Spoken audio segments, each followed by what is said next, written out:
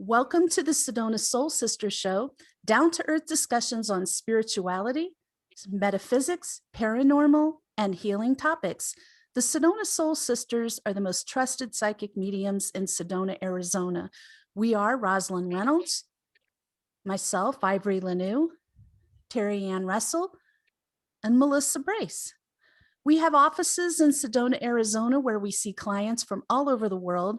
Today's topic is paranormal activity. If you're with us live on the show now and you want to ask a question, you can raise your hand and ask it, and we'll answer it live on the show. If you're shy, put it in the chat room and we'll still answer it. For those of you watching later on our YouTube channel or listening on the podcast platforms, you can email us your questions at any time. We're happy to answer them, no matter, even if the show was last year, it's fine. And the email address is in the show description. So paranormal activity, we were just saying, the four of us could talk about that for days on end. It's like a daily occurrence for us. Paranormal activity just means things that are happening that there's not explanation for most people. You know, once you delve into it and you get to know more about it, there is some explanations for it. But who would like to talk about some thoughts on what encompasses paranormal activity?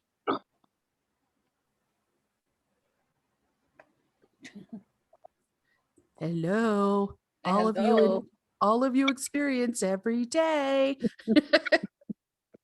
Well, I mean, it's not probably a great definition, but to me, what it is anything that falls outside the realm of what would be considered quote unquote normal, which is so ironic because it's very true that I feel like our experiences in our lives have a lot of this activity, but I find my clients have a lot of this activity too, that they just sort of say, oh, it's probably a coincidence.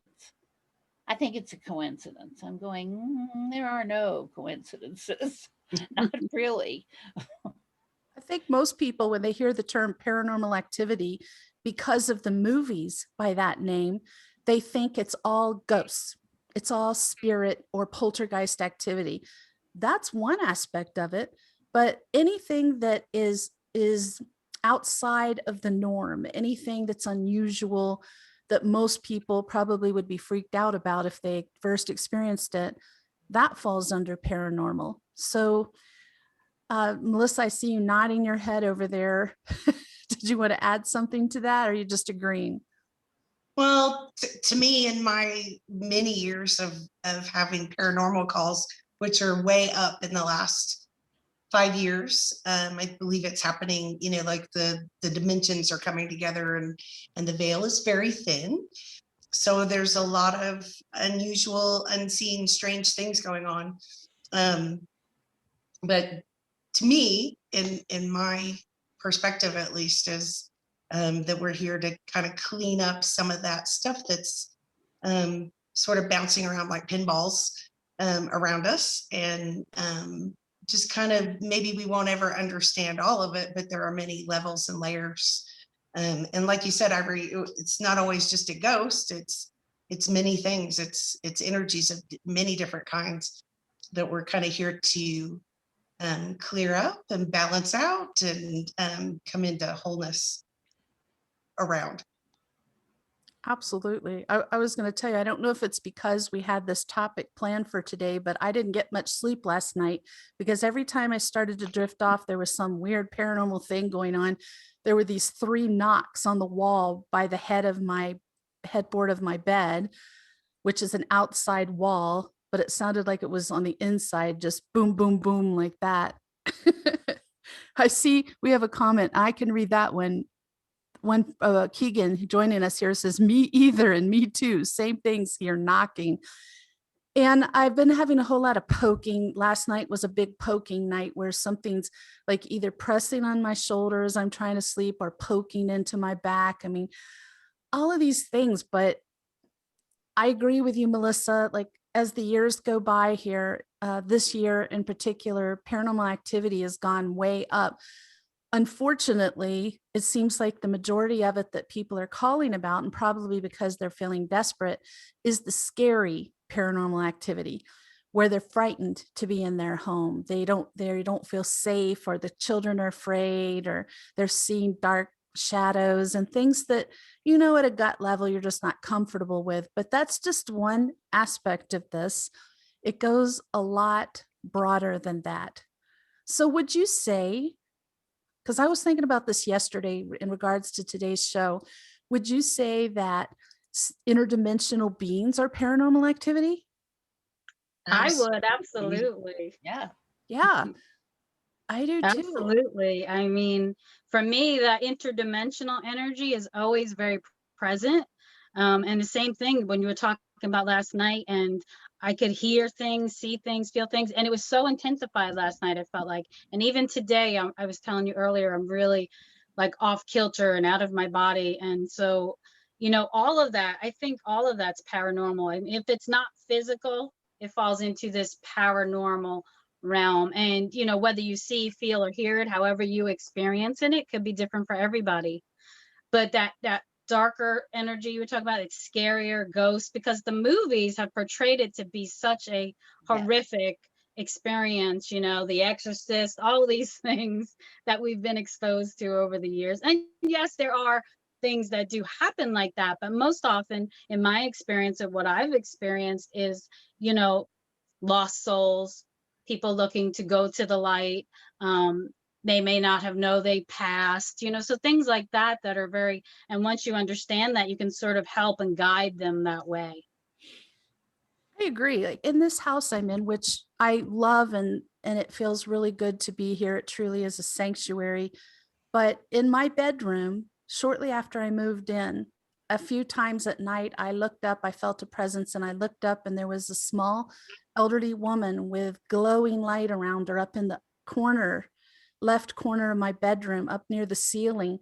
And she felt very fine. She felt fine. I wasn't scared, but she was kind of just hanging out up there. And I just thought, okay, well, she probably lived in this house. I knew it was a couple in their 90s who lived here last. So I found out from my neighbor, who's a client, tells me that this woman passed away in that bedroom. And she said after she passed away, after the house had been empty for quite some time, she saw the lights on in the kitchen. She can see it through the dining room window. And she saw that woman walking around in the kitchen preparing food, standing at the counter. And she said she knew it was her because she was really tiny. And it was before I bought this house. So she's appeared here quite a few times, and it's not scary at all. It's just, it's what I tell most people. It's just a presence. Tune into how you feel about it. If you're scared just because it's something unusual, well, you can calm yourself down.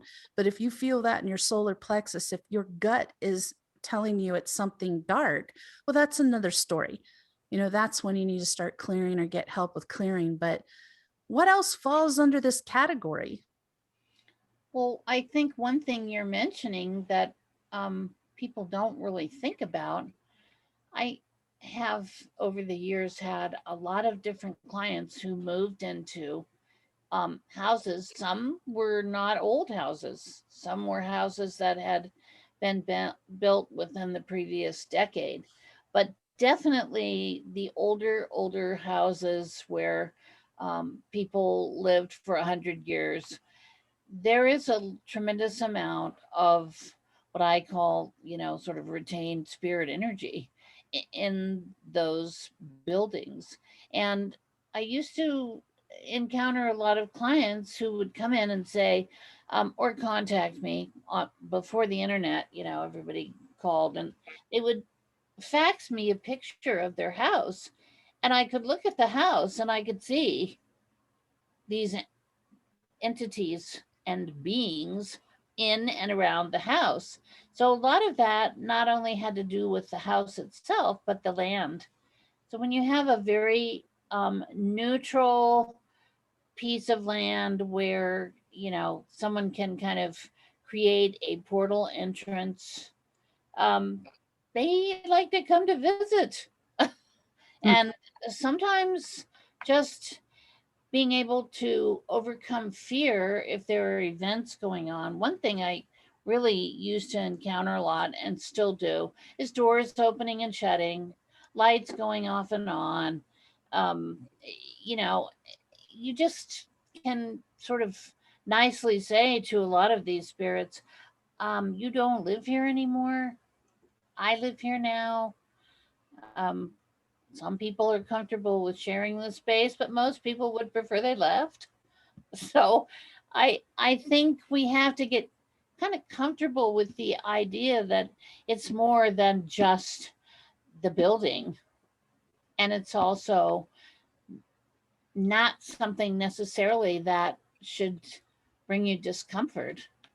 Yeah, I think No about negative the tension. So think about the building that used to be called Relics, and I think now it's Sedona Crepes. mhm. And that's where we had our first talk show, and it was live. It was an audience, and we would tape it. And we did that in what they call their ballroom, which is a meeting room, and it has a stage. And there was all kinds of things going on in there. Roz, talk about what happened to you, because that's so funny.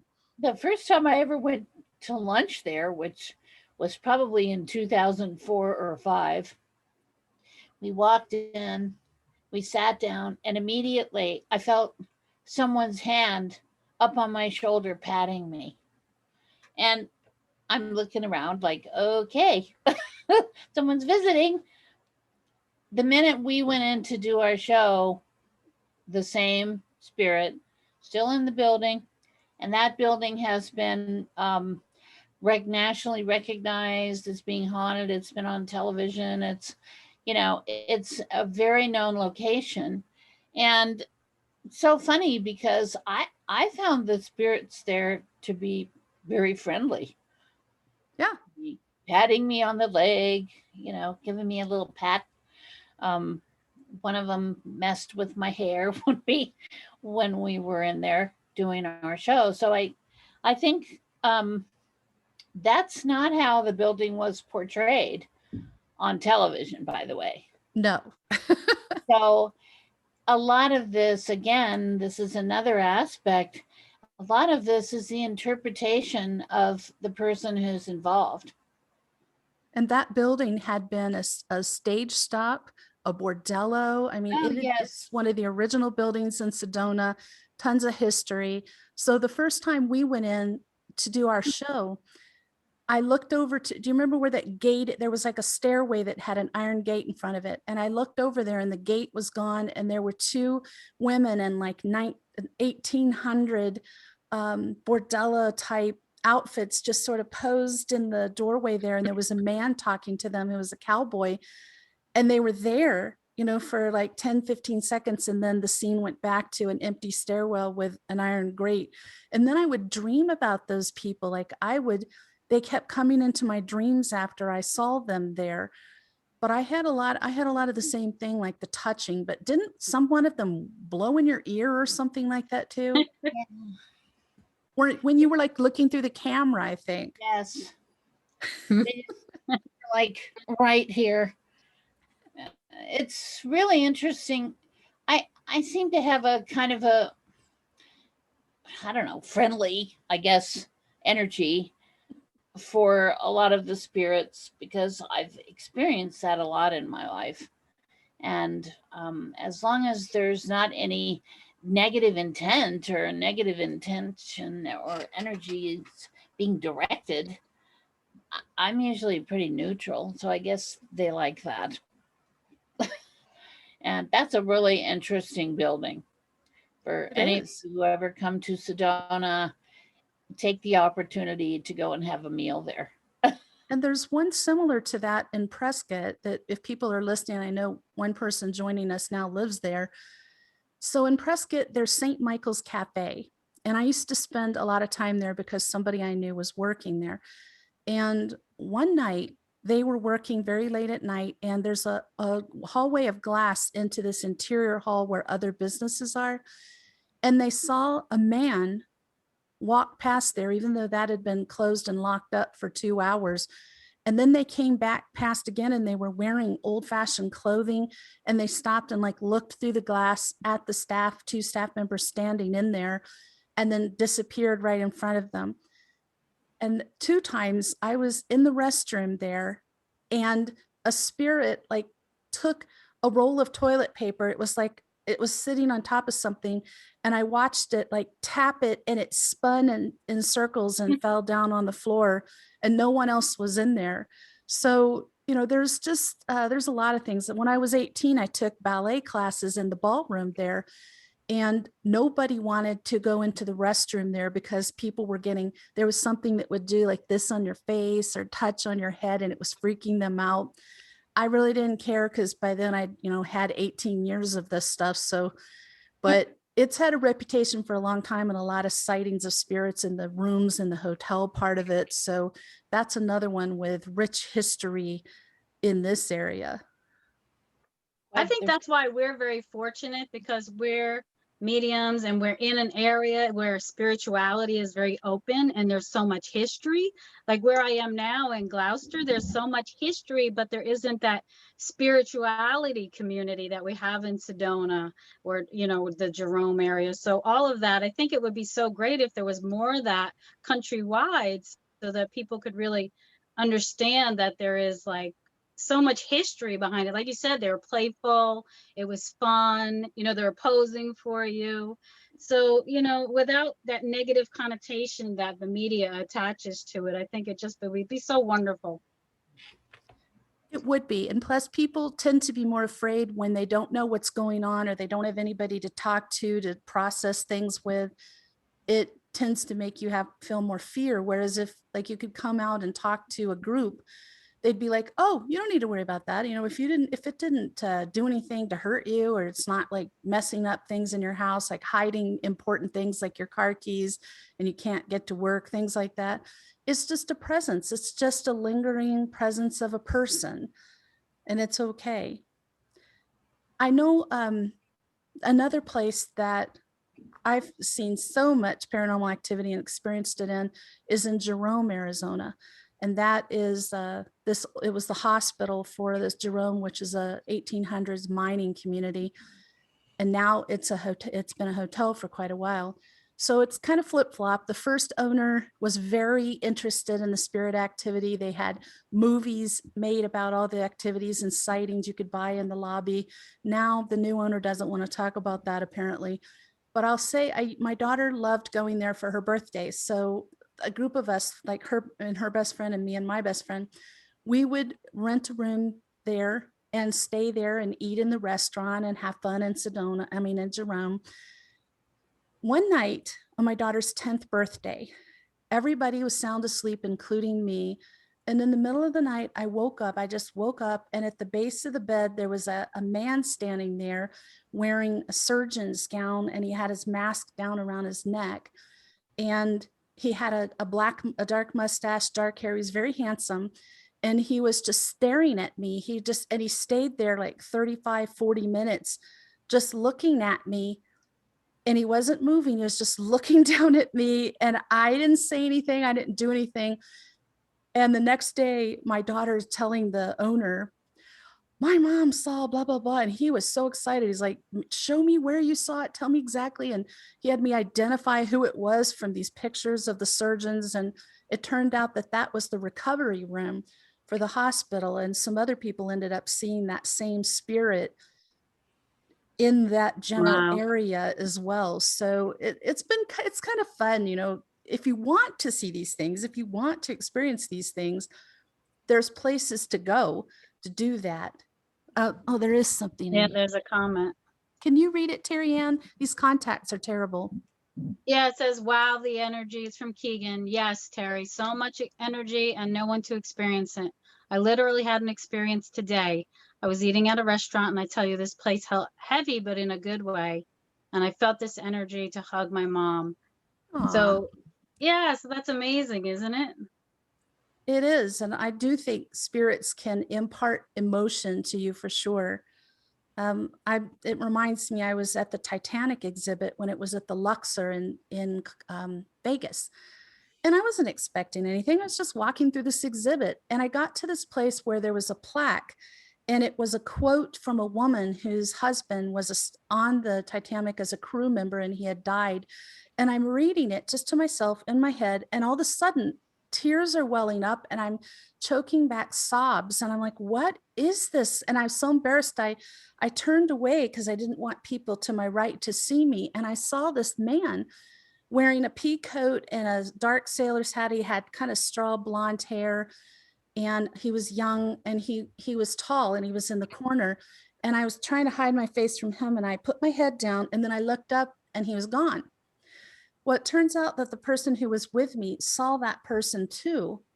And he was pointing out that that person couldn't have been standing on the floor, or they would have been about 11 feet tall. We would have noticed an 11-foot tall person. So that spirit was the person who passed away on the Titanic, and they were floating high enough where we could see them above the glass cases that were in that room. And again, we mentioned something to the person running the exhibit, and they're like, taking us back through, tell me exactly what you saw. It's the first sighting we've had here since this happened. And that spirit came to me multiple times over a period of years. It was the same exact guy, and I would still feel like completely devastated, sobbing, grieving. So I don't know if I was just picking up on his wife or what that was, but I remember how powerful that moment was. You want me to read it? Yes, please. Okay. She says, so I got up and I went to the owner, and here she was. She lost her son. We had a beautiful conversation and hugged in the end. Wow, what a heart connection. We both got teary-eyed and kept the treasure we just created. I love that. That's beautiful. It really is. Those connections that we make are so powerful, and we don't always understand why we're making them. And they could be for 5 minutes, but we come together. And that's one of the messages that Anthony always says in his book, is that we are all connected.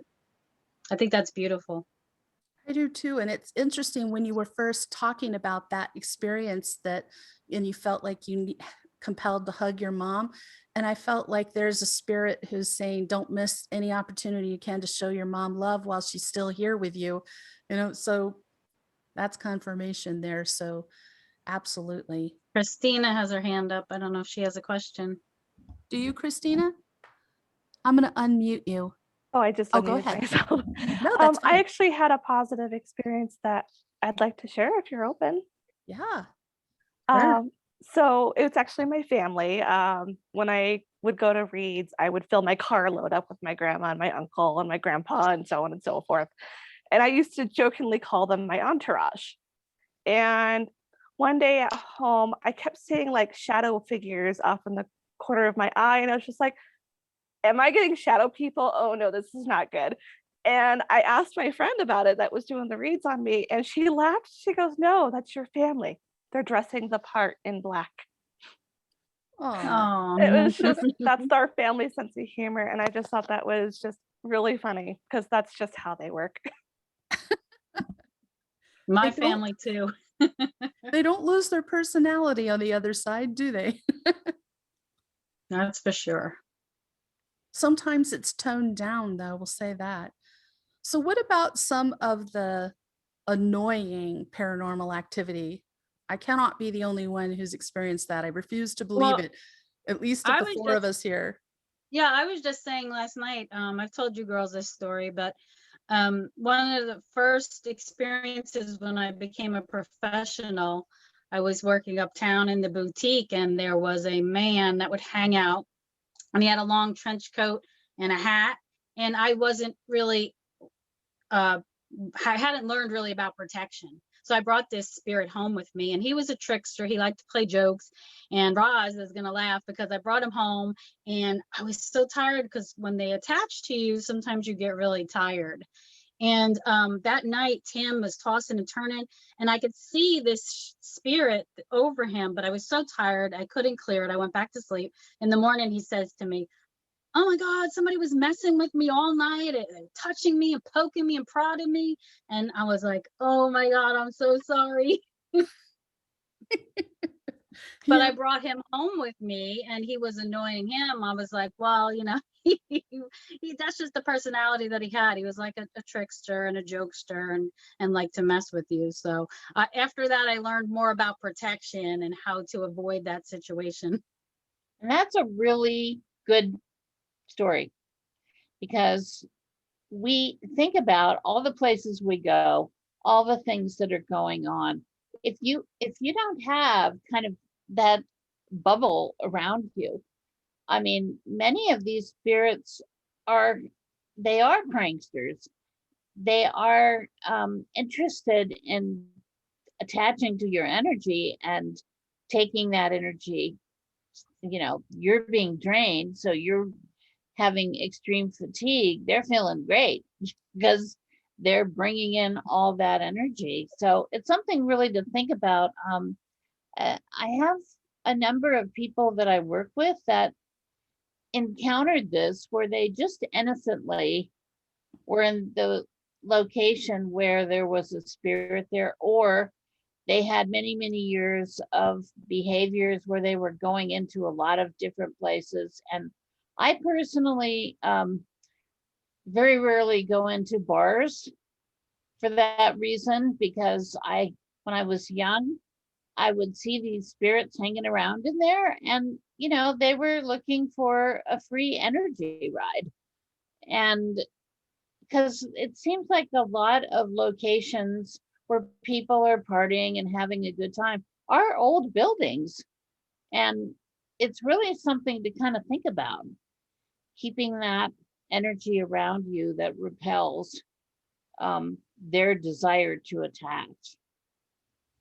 I know the first time my paranormal investigation team did an investigation in Jerome, Arizona, we had a great time. We had a lot of experiences. And right after that, when I was living down in the Phoenix area at that time, right after that, the spirit was in our home. And it was doing things like every time I'd sit down on the edge of the bed to put my shoes on, I'd turn the lights out. And that bedroom was painted dark brown. It was a rental house. So it was like a cave in there. Turn off the lights and you're just, where's my shoes? So I thought that was funny. And we were getting ready to do an investigation in Crown King, and the car keys were missing. And so was the recorder. We needed the recorder for EVPs. So we're tearing the house apart. We had to meet this crew. We had to be up on top of this mountain at a certain time. Couldn't find it anywhere. And I finally said, listen, whoever took those keys, you bring them back right now. We've got to go. This isn't funny. And the person I shared the house with went to put their boot on, and the stuff was down in their boot. And they hadn't worn that boot in 2 years. And we just had the stuff for investigation the week before. So there's no explanation for those things ending up in the toe of that boot. They just thought that was funny. They wanted attention. They wanted to cause some trouble. And that was real annoying. In that same house, 3 times I walked from the bedroom to the kitchen, and I thought I saw my housemate. I did see them sitting in a chair, typing, working on the computer. And I turned around and they're gone. And I look in the bedroom and they're sound asleep, and they had never gotten up. That wasn't them. I just assumed it was because I walked by quickly and got a glance. And even the day that we left, I went out the front door, the last load of stuff I was taking. I turned around and looked, and I saw a strange man standing in our living room straight through from the front door, just watching. And they did not come to another house. That's the interesting thing. But that spirit was doing a lot of things. Like, they didn't like my housemate, and they didn't like us being in a relationship together. And they would do things like, we had the camera crew over. We were in the bedroom doing filming and recording. And I had just said something like, oh, does anybody hear that singing? Nobody else heard it, but it picked up on the recording. And then the cameraman likes to provoke spirit, which I'm not okay with. And he said, what do you think of Ivory with this person? And right away he fell to the floor. And I'm like, what happened? He goes, I felt like something punched me in the stomach, and I just almost passed out. Like, I think that spirit just gave them a big energetic whop that, they didn't like that. And, you provoke a spirit at your own risk. So that had to go. Like, that that had to go. That was really disruptive. And I just didn't like having that spirit in the house at all. I've got some good EVPs of it though. It's crystal clear, like us talking right now. Yeah. Christina has a comment. Let me see. Oh, thank you. Where'd it go?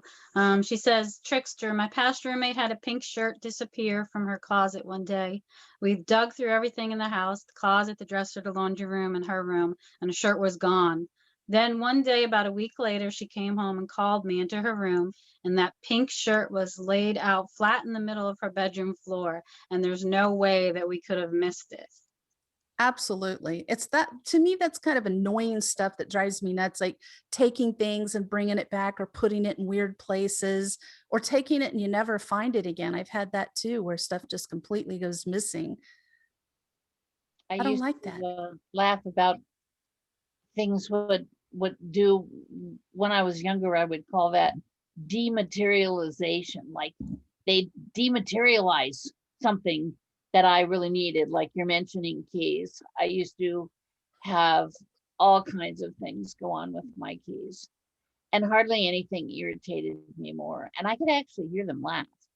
And I just Oh, think, yeah. would you please give them back? You know, just give them back. I know you've had that happen, Melissa. Yeah, actually, something happened yesterday, but I do want to mention, to me, in my experience, sometimes it could be the elemental kingdom, or the, like we were talking about, the interdimensional connections, different types of beings, fairies, elves, extraterrestrials that are kind of, just around to mess with us. And yesterday I was in Reno, Nevada, and just exhausted, and because I was on vacation in Tahoe, and we went into Reno and stayed the night at the casino, which is, like Ross said earlier, they're not really into bars and lots of, heavy energy places anyway. And I'm not really into casinos. Not that I don't love it for other people. It's just, for me, it's a little agitating.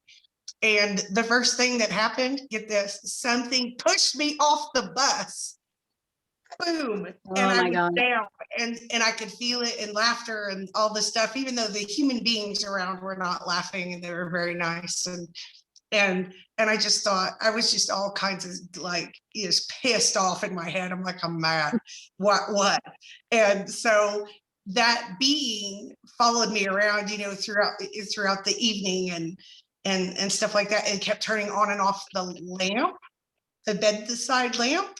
And I was like, back up, back off. So I think it was especially because I was tired, a little bit too open in the very busy, chaotic place, that it just sort of was like, hey, let me see if I can mess with you, or, move your things. And I've also had this is it sounds so creepy, but it's happened more than once, where because I'm very visual, see a person that's passed, and like they're across the street, and they can recognize our energy signatures, right? Especially if we're empathic or psychic or mediums. And I've yelled at God about this. I'm like, what? Do I have a sign over my head? What's going on here?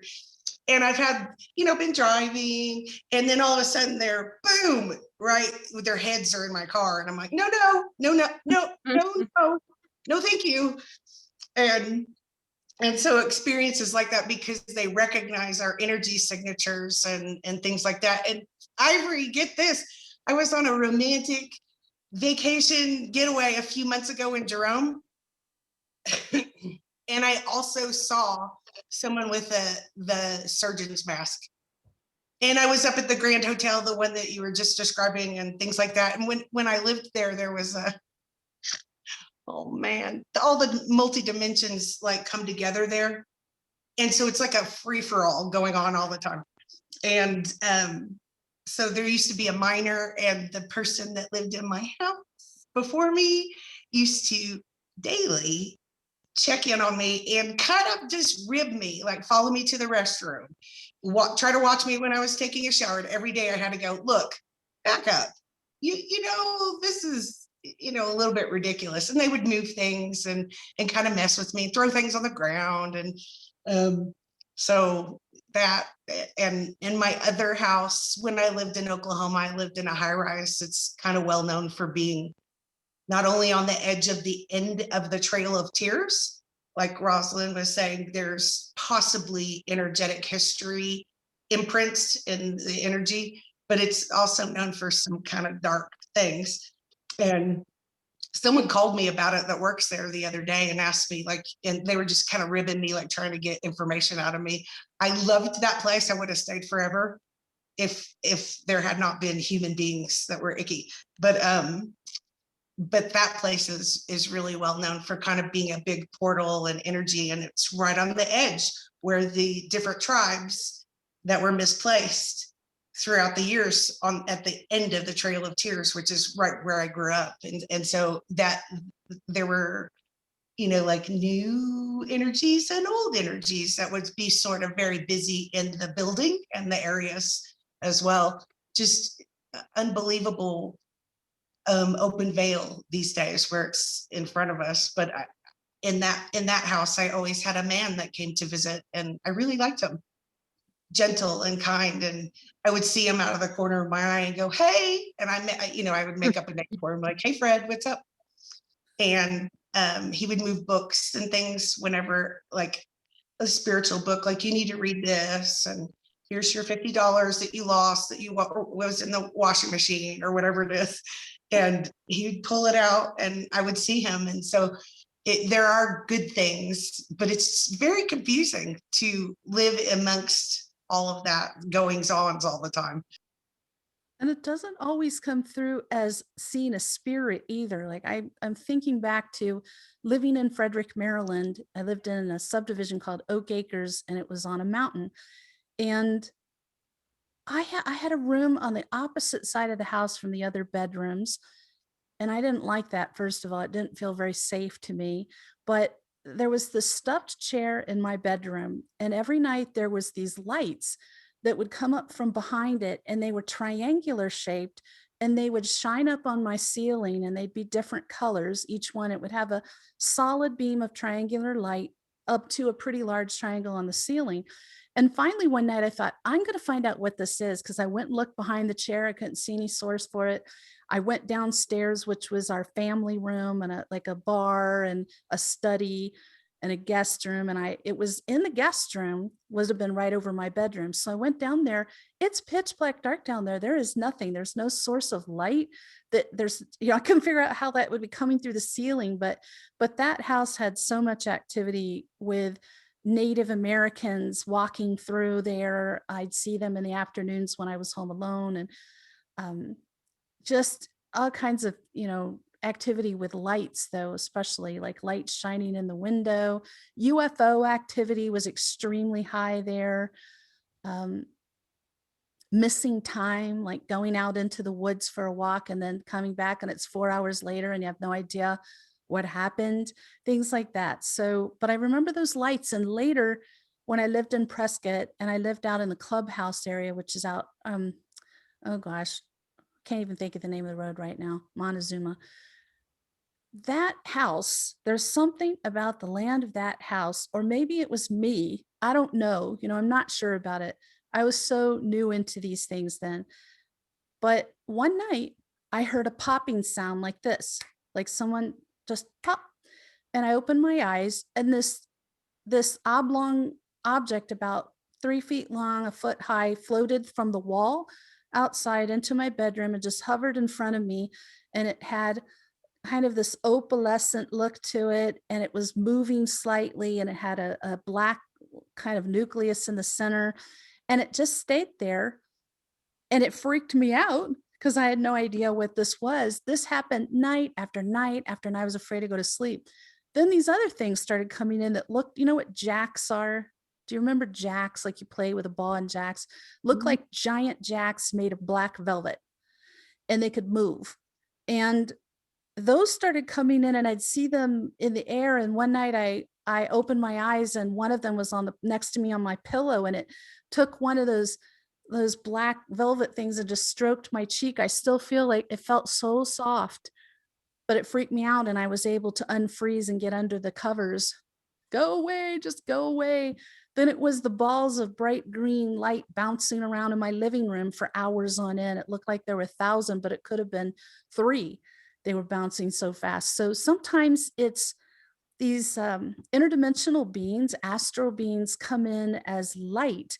And what's scary about it is your mind won't process that. It's nothing humanoid. So you don't know how to process that. What is it? It's so foreign looking that's what's scary, is that you have nothing to connect that to.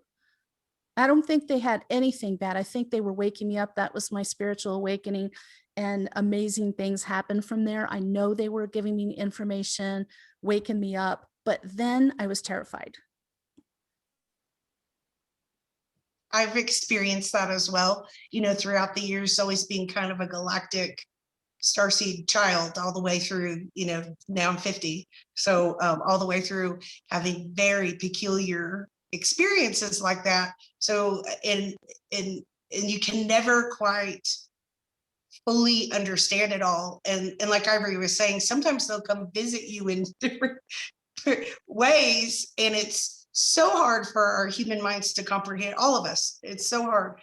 And so, in the past, there have been some icky, dark ones, but one of my favorite ones, there are divine light beings, and they won't disrespect you or be in your, harm you or be in your space too close where it's disconcerting. But they are there helping to help. And one of my favorite stories that I don't get to tell very often is one of my clients who I'd known her for years, but she never really showed too much emotion. So I didn't know what she got or not from her when she made an appointment. She just didn't tell me much, and no facial expressions at all. And one time she came in and she said, she was very connected. But she said, okay, so she had been doing manual labor for a very long time, many years, and had injuries from the past. And she had pain every day.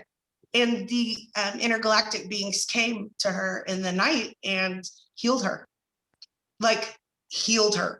fully healed her. And she said, I feel great. I think at the time she was right around 50 years old. And she just said, I am released from back pain, and I feel more clear and focused. So there are, experiences like that where there are divine, the divine, the light is watching out for us, and they're just not as, trickstery or pushy or kind of silly as some of the others, which is probably why we notice the other ones a little bit more. But if you ask, the divine ones will come as well and kind of help keep us protected and keep us comfy and safe. We just need to remember to ask, which is, I have to go back to that over and over and over in my life. Terri-ann, can you read that comment in the chat room, please? Sure. Let's see, where are we? Okay, so Keegan says, I have always seen these piercing whitish blue orbs. They're very calming and loving. I always feel at peace, like everything will be okay. They guide me in my travels and my dreams, especially when the dream has a dark tone to it. It's amazing. It really is, those orbs, and like Melissa was saying, with the light when it comes in, and even when we're like in that dream state and we're so receptive to everything, and we are always protected and guided. That's Roz's favorite saying that she's instilled in my brain, is that we're always guided and protected. And so I say that over and over if I'm having a bad dream or a bad day, whatever it is, we're always guided and protected. Everything's working out for our highest and best. Absolutely. Thumbs up on that one. And I was going to say about that, seeing the orbs, like that kind of reminds me, some of the things that come in can be, it's hard to tell whether it's another, like an alien species, or is it an interdimensional being.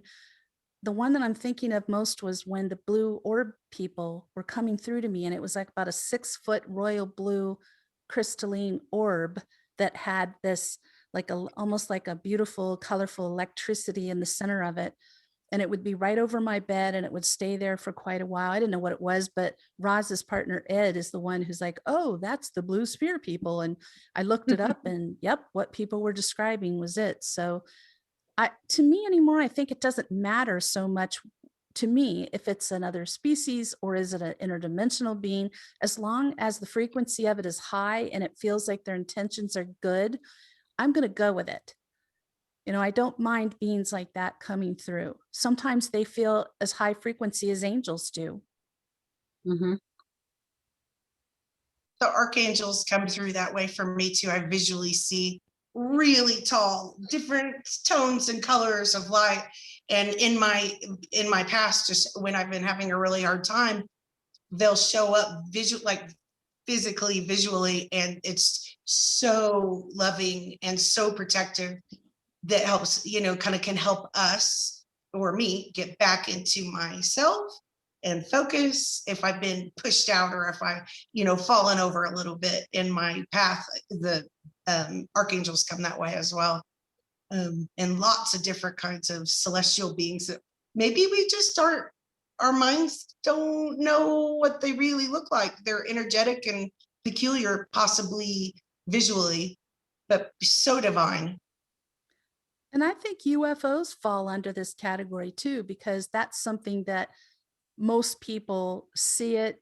They kind of understand what they're seeing, but it completely freaks them out because it's so out of the norm for them. And that's something I've been seeing since I was very small and had a lot of experience with, but it's not always a good thing. People have had some frightening experience, but most of the time I think it's just seeing them or interact. Sometimes people interact with the beings on them. I think I mentioned like this was one of the weirdest moments of my life, and that's saying something for a psychic medium.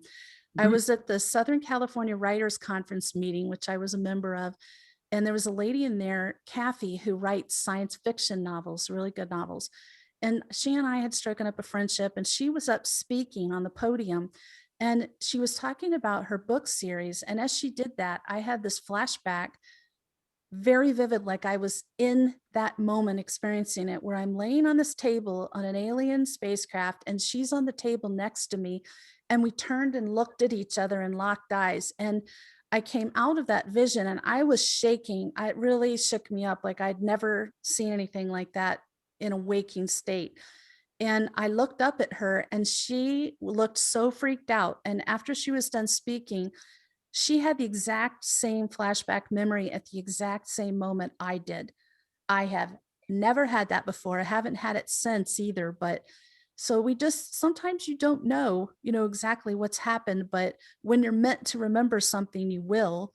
But I think we should talk about a little bit about, I know we kind of covered it recently in an episode, but if somebody didn't hear that one, what about the paranormal activity that is dark? I And think, there's a lot of that right now, right? yes, I think that's really relevant right now, because a lot of people are experiencing these types of events and they've never experienced them before. And, you know, again, these are dimensional frequencies that we are either um, becoming present in, or we are also being, in my case, kind of being shown this in order to be able to assist other people. And I spent a fair amount of time when I was younger. Actually, I did that kind of work before I had children, because once I started having my children, I separated myself from that work for quite a few years until my children are now grown. So I've actually gone back into dealing with some of these very low frequency, um, dark energy presences and things that are happening to people. And we're in a very amazing time right now of the veils being so thin that people are encountering this. They're not necessarily encountering it because of anything they've done. They just innocently happen to be in the wrong place, literally at the wrong time, or be in an environment where they're being exposed to that. So I think realizing that this potential is out there. And again, you know, you have to have that protection around you to really feel safe in those situations. Is there a new comment, Terri-ann?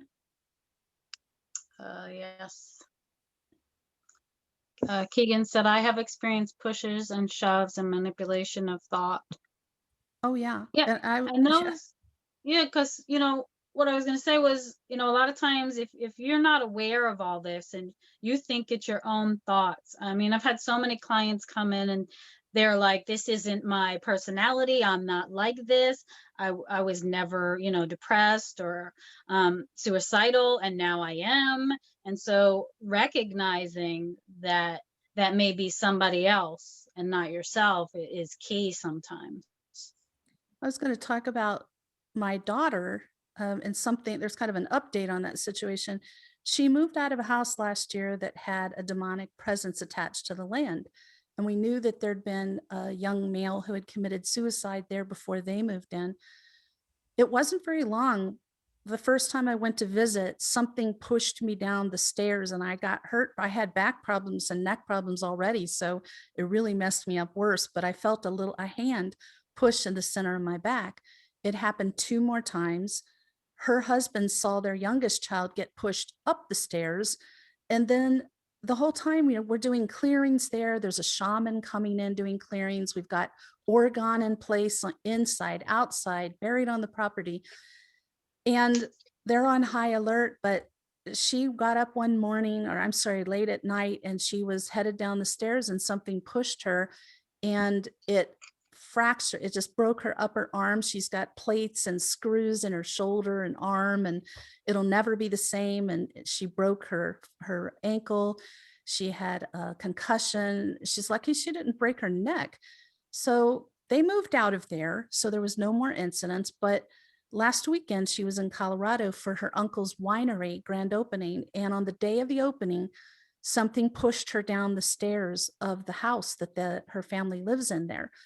And she said she didn't like that house. She's really starting to tune into when she walks into a building and she can feel there's something dark there, and she just didn't like it. And she felt something what am I going to say? I can't Malevolent. even, thank you. My tongue is stuck around her right before this. And then she felt, you know, she was pushed down the stairs. Next thing she knows, she's at the bottom of the stairs. So, you know, I think that, you know, once you're aware of these things, you kind of go on high alert. And I think that's good. It's a wake up call.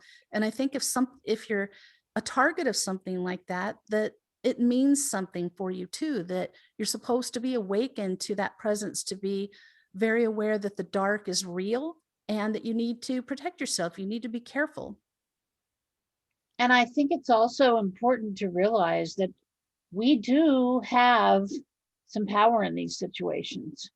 And since I used to do a lot of that kind of work with buildings, with situations, I would always express before I entered that location my sovereignty, my power, and my protection from my angels and guides. And I talk to Jesus all the time because I've been able to see him since I was little. So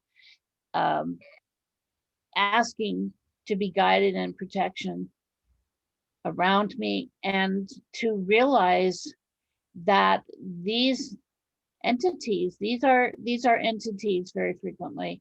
These are not spirits. These are from a very low frequency, and to express to them very clearly, you are not allowed. You're not allowed to interact with me in any way, shape, or form unless I allow it. You do not touch me. You do not approach me. And for those of you out there who can hear this communication, I mean, we don't need the EVP recorders necessarily to hear. And I have walked into many houses where I expressed that and then walked in the door and they immediately said, "Get out." And I said, "I don't have to, you do."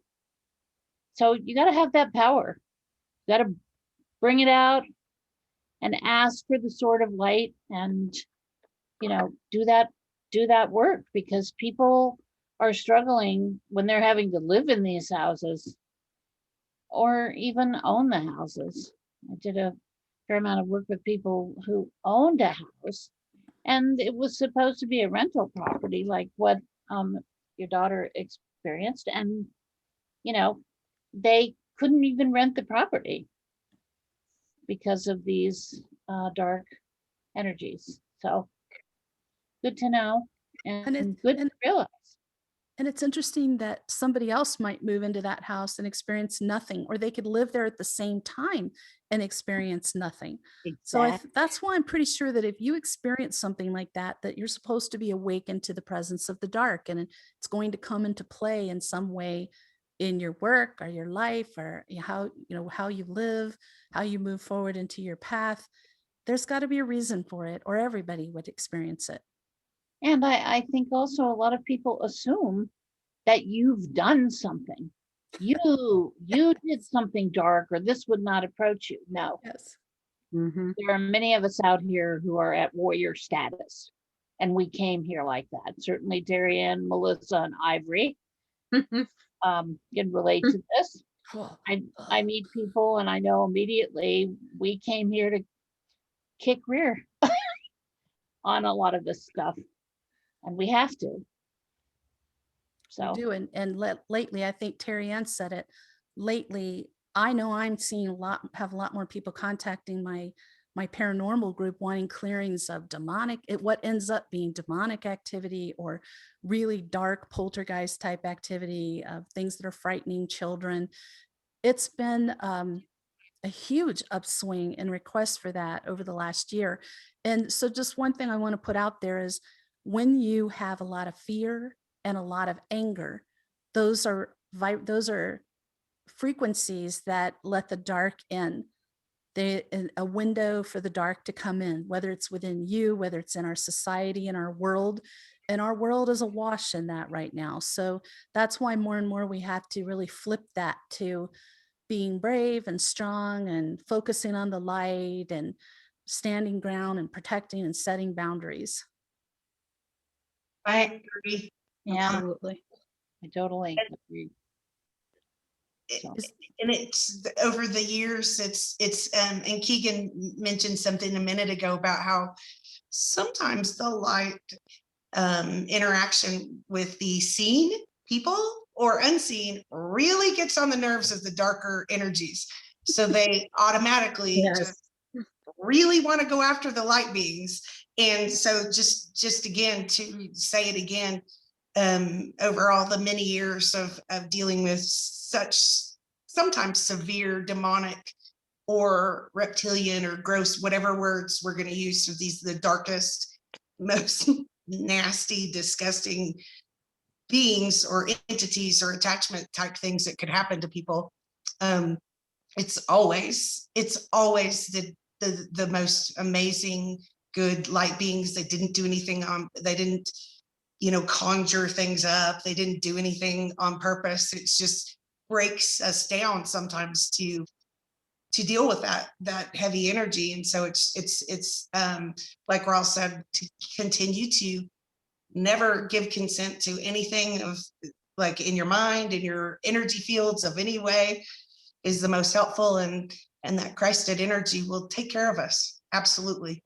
And that I do not consent, to me, that is one of the most incredibly powerful statements to make when you're dealing with this. I do not consent to your presence. I do not consent to your conduct. Get out. And there you have it. A And there powerful you have it. tool. You've been watching the Sedona Soul Sisters show. If you'd like more information about us or our services, please visit our website, sedonasoulsisters.com. Tune in next week. Our subject is sacred geometry. And in the meantime, we hope you have a very enlightening week.